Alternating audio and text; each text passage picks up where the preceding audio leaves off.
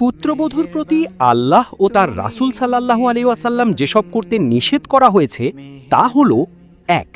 পুত্রবধূকে ঘরের সব কাজ করতে বাধ্য করা বা তাকে কাজের লোক বা দাসীর মতো মনে করা জুলুম।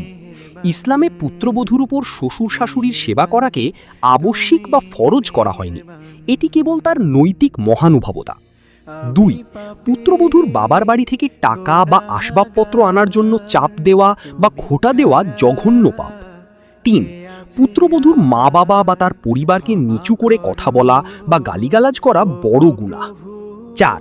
পুত্রবধূর ব্যক্তিগত জীবনে নজরদারি করা, তার ফোন চেক করা বা তার স্বামী স্ত্রীর গোপনীয় বিষয়ে হস্তক্ষেপ করা ইসলামে নিষিদ্ধ, গীবত ও তাজাসসুস। ৫. অনেক সময় মাতা পিতা তাদের পুত্রের কান ভারী করে পুত্রবধূর বিরুদ্ধে উস্কানি দেন। স্বামী স্ত্রীর মধ্যে অহেতুক ঝগড়া বা বিচ্ছেদ ঘটানো শয়তানি কাজ হিসাবে গণ্য করা হয়েছে। ৬. শরীয়ত অনুযায়ী স্বামী যদি সামর্থ্যবান হয় তবে স্ত্রীর জন্য পৃথক কক্ষ বা বাসস্থানের ব্যবস্থা করা তার অধিকার। বিনা অনুমতিতে তার রুমে প্রবেশ করা বা তার ব্যক্তিগত জিনিসে হস্তক্ষেপ করা উচিত নয়।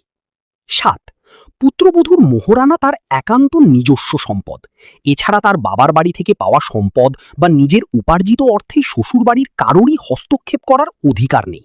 তাকে এই সম্পদ খরচের জন্য চাপ দেওয়া বা অনুমতি ছাড়া ব্যবহার করা নিষিদ্ধ। ৮.